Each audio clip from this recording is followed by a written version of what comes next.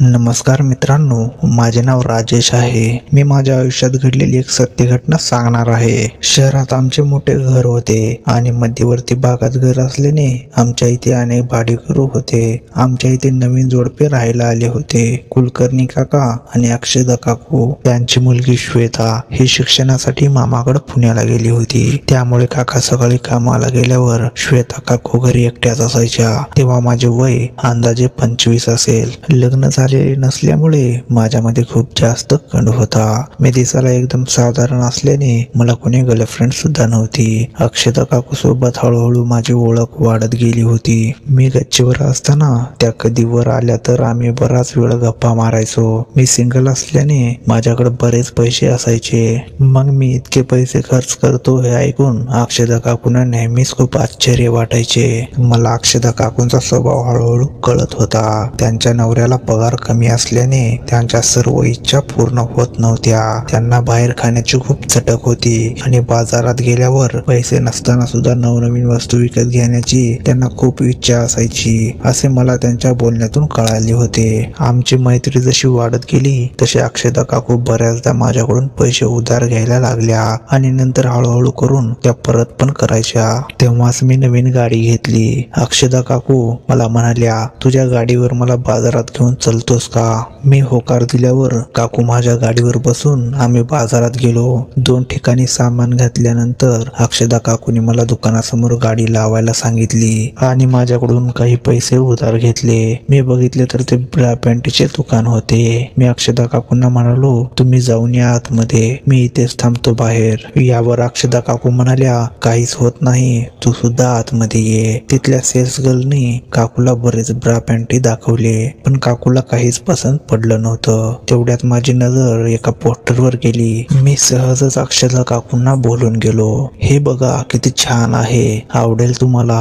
अक्षता काकूंना सुद्धा ते आवडले आणि त्यांनी सेल्स गर्लला ते दाखवायला सांगितले। अक्षता काकूंना ती ब्रा पॅन्टी खूपच जास्त आवडली होती, पण सेल्स गर्लने तेव्हा त्याची किंमत सांगितली। ते ऐकून कुलकर्णी काकू खूप नाराज झाल्या। मी त्यांचे कारण विचारल्यावर अक्षता काकू म्हणाल्या की खूप जास्त महाग आहे ही ब्रा पॅन्टी। उद्या माझा वाढदिवस आहे, त्या निमित्ताने मला माझ्यासाठी एक नवीन छान ब्रा पॅन्टी घ्यायची इच्छा होती, पण माझे बजेट जितके आहे त्यामध्ये मला त्यातली एकही आवडलेली नाही आणि जी आवडली त्याची किंमत 5 पट आहे। मग मी अक्षता काकूंना म्हणालो, तुम्हाला ही आवडली आहे तर घेऊन टाका, त्याचे पैसे मी देईन। यावर अक्षता काकू म्हणाल्या, तू पैसे देशील पण नंतर इतके पैसे मला तुला देणे शक्य होणार नाही। यावर मी अक्षता काकूला म्हणालो, तुमच्या वाढदिवसानिमित्त माझ्याकडून एक छोटेसे गिफ्ट समजा तुम्हाला। अक्षता काकूंना माहिती होते की ती रक्कम माझ्यासाठी किरकोळ होती। अक्षता काकूंनी एक डार्क लाल आणि एक डार्क निळ्या रंगाचे असे 2 ब्रा पॅन्टीचे सेट विकत घेतले। घरी जाताना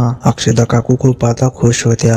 त्या आता एकदम पुढे सरकून चालू गाडीवर मला चिटकून माझ्या कानामध्ये गप्पा मारत होत्या, पण त्याच वेळी अक्षता काकूंचे बॉल माझ्या छातीला टेकायला लागले होते। त्यामुळे माझे अंग खूप तापले होते आणि खाली माझा सोटा सुद्धा खूप जास्त ताट झाला होता। काकूंचे बॉल माझ्या छातीला टेकेपर्यंत मी आजपर्यंत त्यांच्याबद्दल एकदा सुद्धा विचार मनात आणला नव्हता, पण काकूचे बॉल माझ्या पाठीला टेकल्याने माझा सोटा लगेच ताट झाला। तेव्हा मला खूप मजा यायला लागली। मी सुद्धा हटकून मागे सरकून त्यांच्या दोन्ही बॉलला माझ्या छातीला टेकतील अशी जोरजोरात ब्रेक दाबून एन्जॉय करू लागलो। दुसऱ्या दिवशी काका कामाला गेल्यावर अक्षता काकूने मला कॉल करून त्यांच्या रूम मध्ये येण्यासाठी सांगितले। अक्षता काकूनी एक खूप सुंदर साडी, काल त्यांचे बॉल माझ्या छातीला टेकल्यामुळे मी आज त्यांच्याकडे एकदम घाणेरड्या नजरेने बघत होतो। अक्षता काकी खूप जास्त गोऱ्या होत्या आणि दिसायला खूप सुंदर होत्या।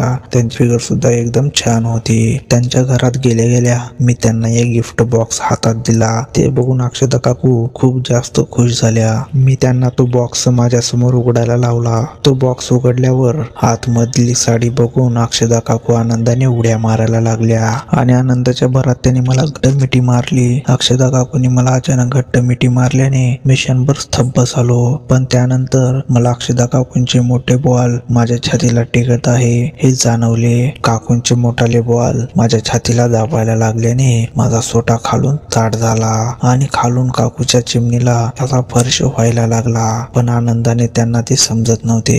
नंतर अक्षता काकूंनी माझ्या गालावर तोंडावर एक जोरात बघितली तर मी पूर्ण हादरलो होतो, कारण काकूच्या या अशा वागण्याने मी खूप जास्त खुश झालो होतो। त्या दिवशी अक्षदा काकू ब्रा पॅन्टी घ्यायला गेल्या तेव्हा साडीच्या शोरूम बाहेर ही महागडी साडी बघून अक्षदा काकू म्हणत होत्या की पैसे जमा करून दिवाळीला ही साडी त्या घेतील म्हणून, आणि ती साडी मी त्यांना गिफ्ट दिल्याने ती भयंकर खुश होत्या। काल संध्याकाळी गाडीवर बसल्यावर अक्षदा काकूंचे पाठीवर दबलेले बॉल आता थोड्या वेळात मला घट्ट मिठी मारल्याने छातीवर झोपलेले त्यांचे मोठाले बॉल आणि त्यांनी गालावर घेतलेली पपी यामुळे माझा आता खूप जास्त पेटलेला होता। माझ्या मनात अक्षदा काकू बदल घालणारे विचार यायला लागले होते। तेवढ्यात माझे नशीब फळफळले। अक्षदा काकू मला म्हणाल्या, इथे बस 2 मिनिट, मी तुला तू दिलेले गिफ्ट सर्व घालून कसे आहे ते सांगते। हे ऐकून मी आनंदाने पागल झालो। माझे वय खूप कमी असल्याने अक्षदा काकू मला लहान समजत होत्या, पण त्यांना माहिती नव्हते की माझा सोटा हा खूप वर्षापासून उडायला लागला होता आणि मी एकदम घाणेरडा मुलगा बनलो होतो। अक्षदा काकी खूप जास्त आनंदात होत्या। काल त्यांना मिळालेली सर्वात महागडी ब्रा पॅन्टीचे दोन्ही बॉक्स त्यांनी कपाटातून काढले। कुलकर्णी काकूचा पगार कमी असल्याने ती आमच्या इथे मोठ्या सिंगल रूम मध्ये राहत होत्या। रूमच्या मध्यभागी त्यांनी एक दोरी लावून त्यावर एक मोठी चादर टाकून त्याचा पडदा बनवून त्याने महागवा आडीसा बनवलेला होता। अक्षदा काकू मला खूप छोट्या समजत होत्या, त्यामुळे त्याने अचानक साडी माझ्या समोर काढायला सुरुवात केली आणि मी खूपच जास्त तापलो। काकूंनी माझ्या समोर साडीचा पदर काढला आणि ब्लाऊजच्या वरच्या भागातून मला काकूंचे बॉल दिसायला लागले। मी तारुण्यामध्ये आलेलो होतो, त्यामुळे माझा सोटा खूप दाट होऊन मला त्रास देता। अक्षदा काकू हळूहळू करून पूर्ण साडी काढून जमिनीवर फेकली। त्यांनी परकरच्या नाड्याची गाठ उघडली आणि त्यांचा परकर खाली निसटला। अक्षदा काकू खूप जास्त गोऱ्या आणि दिसायला सुंदर होत्या। त्यांचे पोट एकदम पातळ असल्याने परकर काढल्यावर त्या अजून जास्त सुंदर दिसत होत्या। त्यांचे लक्ष माझ्याकडे बिलकुल नव्हते, त्यांचे सर्व लक्ष कपडे काढण्यावरच केंद्रित होते। त्यामुळे मी त्यांचे गोरेपान शरीर उघडे आणि त्यांना चड्डीमध्ये बघून एका हाताने माझा सोटा हलवत होतो, याकडे त्यांचे काहीच लक्ष नव्हते। हळूहळू अक्षदा काकूंनी ब्लाऊजचे एक एक बटन उघडले आणि हात वर करून त्या त्यांच्या ब्लाऊज काढायला लागल्या। गोऱ्यापण अक्षदा काकूंनी जेव्हा त्यांचे हात वर केले तेव्हा त्यांच्या काकीतले काळेभोर केस बघून मी तर पूर्ण पागल झालो होतो। अक्षदा काकूंनी आता त्यांचे ब्लाऊज सुद्धा काढून फेकले होते। आता त्या माझ्या समोर त्यांची जुनी पांढरी ब्रा आणि काळी चड्डी घालून उभी होत्या। माझा सोटा आता त्यांच्याकडे बघून आनंदाने उड्या मारायला लागला होता, कारण की अक्षदा काकूंनी माझ्या समोर न लाजता साडी ब्लाऊज आणि परकर काढून टाकले होते। पण अक्षदा काकूंनी मला आधीच लाल घालू का निळा असे विचारून ब्रा पॅन्टीचा बॉक्स घेऊन ते चादरीच्या पाठीमागे चालल्या होत्या। आता मी त्याच्यामुळे निराश झालतो। मी उड्या मारून काही दिसते का बघत होतो, तेवढ्यात मला जमिनीवर अक्षदा काकूची फेकलेली ब्रा दिसली आणि अक्षदा काकूंनी थोड्या वेळात त्यांची काळी चड्डी सुद्धा काढून टाकलेली जमिनीवर दिसली। ते बघून सुद्धा मी खूप जास्त उत्तेजित झालो। थोड्या वेळात अक्षदा काकूंनी आधी सांगितलेली लाल रंगाची डिझायनर ब्रा पॅन्टी घालून ते माझ्या समोर आल्या। अक्षदा काकू खूप जास्त गोऱ्या असल्याने लाल रंगाच्या ब्रा पॅन्टी मध्ये त्या खूपच जास्त हॉट दिसत होत्या। त्या काही बोलायच्या आत मी बेडवरून उठलो आणि उभा राहिलो आणि म्हणालो, काकू काय सुंदर दिसत आहात तुम्ही, यामध्ये अप्रतिम लाजवाब। हे ऐकून अक्षदा काकू खूप जास्त खुश झाल्या आणि लाजल्या। मी डोळे भरून त्यांना बघत उभा राहिलो आणि त्या सुद्धा बराच वेळ माझ्या समोर तशाच उभ्या राहिल्या। मी त्यांना फिटिंग कशी आहे असे विचारत असताना त्या लगेच पलटल्या आणि मागून सुद्धा मला त्यांनी फिटिंग एकदम चांगली आहे हे दाखवले। अक्षदा काकू मागे वळाल्या आणि त्यांच्या डिझायनर पॅन्टी मधून मला त्यांचे बाहेर आलेले गोरेपान मोठे मागचे भाग दिसायला लागले। ते ब्रा पॅन्टी डिझायनर असल्याने अक्षदा काकूंच्या वरच्या भागातून मला त्यांच्या अर्ध्यापेक्षा जास्त बॉलाचे दर्शन सुद्धा झाले होते। मला आता कंट्रोल होत नव्हते, असे वाटत होते की जाऊन अक्षदा काकूंना मागून घटमिठी मारावी आणि त्यांचे बॉल घास दाबावे, पण मी कंट्रोल केले आणि अक्षदा काकू परत एकदा टेबलवर दुसरा बॉक्स ठेवले ठेवलेला ते घेऊन मागे गेल्या. परत थोड्या वेळाने त्यांनी वेळ घेतला आणि ब्रा पॅन्टी त्यांनी घातलेली ती जमिनीवर पडलेली दिसली आणि डार्क निळ्या रंगाची पॅन्टी घालून त्या बाहेर आल्या. डार्क निळ्या रंगाच्या पॅन्टीमध्ये अक्षदा काकू एखाद्या रशियन हिरोईनी सारख्या दिसत होत्या. मी अक्षदा काकूंना त्या अवस्थेमध्ये खूप वेळ बघता यावे म्हणून हटकून काही पण विषय काढून गप्पा मारत होतो, त्यांची तारीफ करत होतो आणि मी दिलेल्या गिफ्ट मुळे ते खूप जास्त खुश असल्याने अक्षदा काकू माझ्यासोबत सहज गप्पा मारत उभ्या होत्या. मग अक्षदा काकूंनी मी त्यांना गिफ्ट दिलेली ती महागडी साडी उचलली आणि माझ्या समोरच त्यांनी कपाटातून एक नवीन परकर आणि ब्लाऊज काढून माझ्या समोरच घातले आणि नंतर मी त्यांना गिफ्ट दिलेली ती साडी त्यावर घातली. अक्षदा काकू खूपच जास्त सुंदर आणि मादक दिसत होत्या.